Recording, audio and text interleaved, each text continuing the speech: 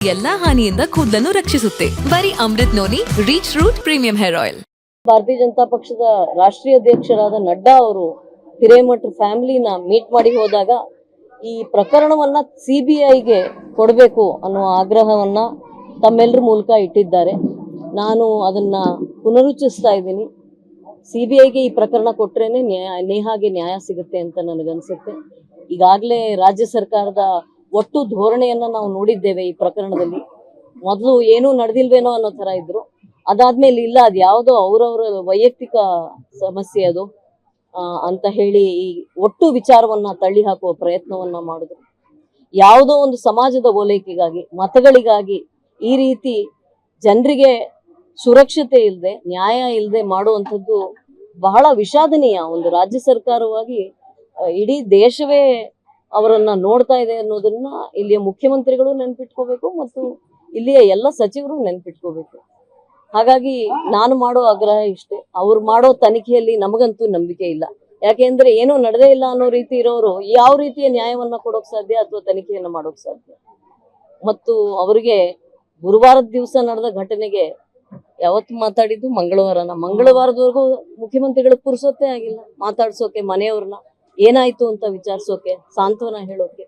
ಅಂದಮೇಲೆ ಇದು ಅವರ ಧೋರಣೆ. ಅಂದ್ರೆ ಅವರು ಎಲ್ಲವನ್ನೂ ರಾಜಕೀಯಗೊಳಿಸಿ ಮತಕ್ಕಾಗಿ ಏನನ್ನಾದ್ರೂ ಮಾಡೋಕೆ ಸಿದ್ಧ ಆಗಿರುವಂತಹ ಒಂದು ಪಕ್ಷ. ಹಾಗಾಗಿ ಈ ಪ್ರಕರಣವನ್ನ ಸಿಬಿಐಗೆ ಕೊಡಬೇಕು ಅನ್ನುವ ಆಗ್ರಹವನ್ನ ನಿಮ್ಮ ಮೂಲಕ ನಾನು ಇಡ್ತಾ ಇದ್ದೇನೆ.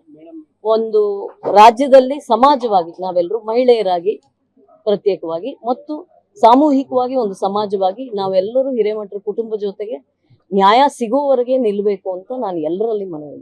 ನನ್ನ ಜೀವನದಲ್ಲಿ ನಾನು ಮಾತ್ರವಲ್ಲ, ನನ್ನ ಕೂದಲು ಕೂಡ ಆಗಿರ್ಬೇಕು ಸ್ಟ್ರಾಂಗ್ ಅಂಡ್ ಸ್ಟೈಲಿಶ್.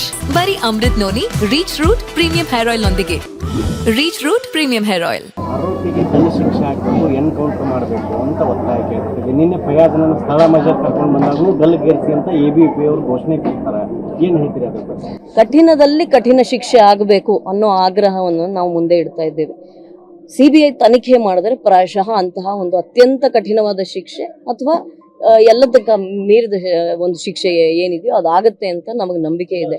ಈ ರಾಜ್ಯ ಸರ್ಕಾರದ ಎನ್ಕ್ವೈರಿಯಿಂದ ಅದು ಸಾಧ್ಯ ಇಲ್ಲ ಅಂತ ಅನ್ಸುತ್ತೆ. ಅಲ್ಲ, ಎವಿಡೆನ್ಸ್ ತಗೊಂಡು ಹೋಗಿಡೋರು ಸಿಬಿಐನವರೇ ರೀ.